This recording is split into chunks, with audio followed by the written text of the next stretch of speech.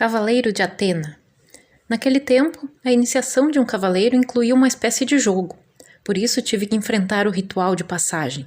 No começo tive certeza de que era demais para mim. Posso dizer que eu preferiria que esse processo fosse diferente e bem mais simples. Eu não via chance de encarar tudo aquilo sem muita renúncia e muita abnegação. Mas era como era e todos que buscavam esse objetivo tinham apenas que se adaptar. Quanto a isso, meus mestres magos sempre deixaram bem claro: não vai ser fácil, mas você tem que confiar em si mesmo e treinar muito. Não ia ser fácil mesmo. O que eu teria que enfrentar na batalha final eram simplesmente 10 monstros aterrorizantes que eram os principais terrores do mundo ocidental.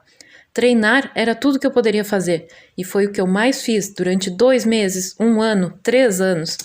O treinamento era dureza. O programa oficial incluía 5 horas diárias de exercícios e orientação dos mestres.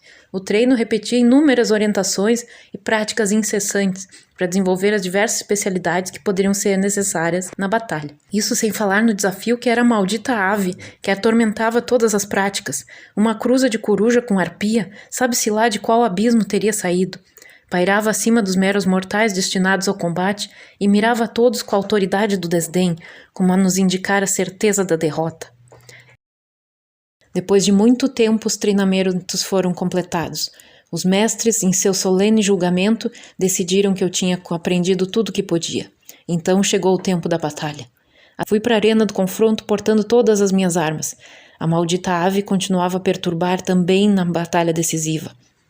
Tremi quando cheguei ao local e a maldita ave apareceu para perturbar também na batalha decisiva. Aguardei soar o sinal para começar a peleia. Um pavor alucinante tomou conta de mim quando vi que os monstros me atacariam 2 a 2. Tive que me valer de todos os treinamentos para enfrentar os 2 primeiros.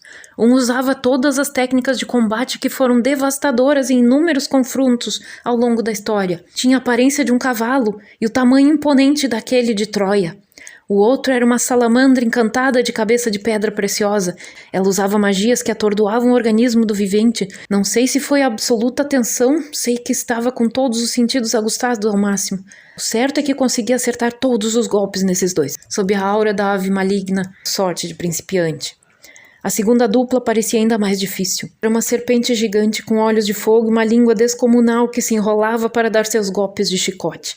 Enfrentei então muitas dificuldades, errando golpes que me deixaram em situação vulnerável. O monstro quimérico que lançava veneno de uma boca, ácido de outra, enxofre da terceira, era o mais perigoso de enfrentar, pois se isso me atingisse, causava um entorpecimento, poderia durar dias.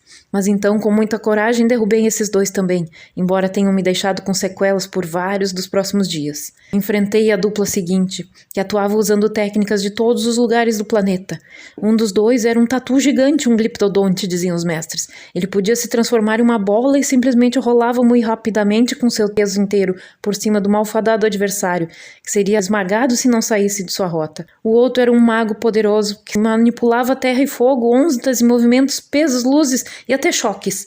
Tive que lembrar muito mais das inestimáveis dicas do treinamento, mais do que com qualquer outra dupla.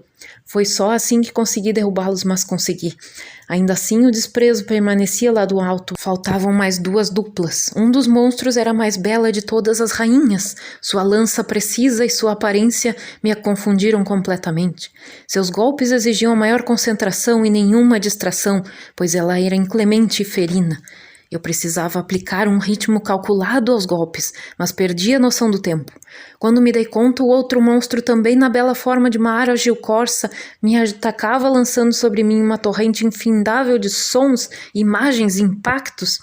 Nem minha espada nem minha arma predileta não davam conta do enfrentamento, e com essa dupla tive que recorrer aos chutes. Não sei como no fim consegui derrubar as 2 belas inimigas. Faltava então só o último e temível monstro do Lásio, que tinha a aparência de uma flor, mas não me enganaria, nem com todas as suas sutilezas. Eu tremia e batia os dentes com o nervosismo do momento.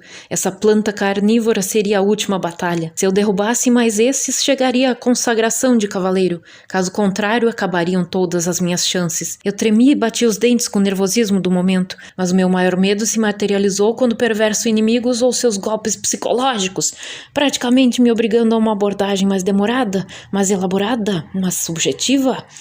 Esse sempre foi meu ponto mais fraco nos treinos e agora estava sendo miseravelmente exigido na última fase da batalha.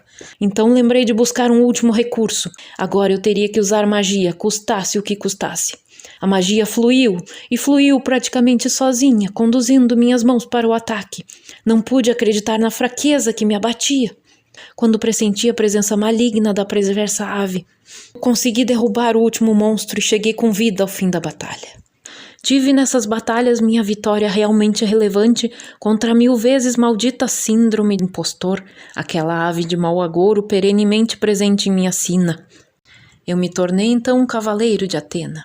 Ainda não encontro palavras suficientemente cavalheirescas para descrever o orgulho que passei a sentir por então poder ostentar o mais belo brasão do mundo quando vi meu nome no listão.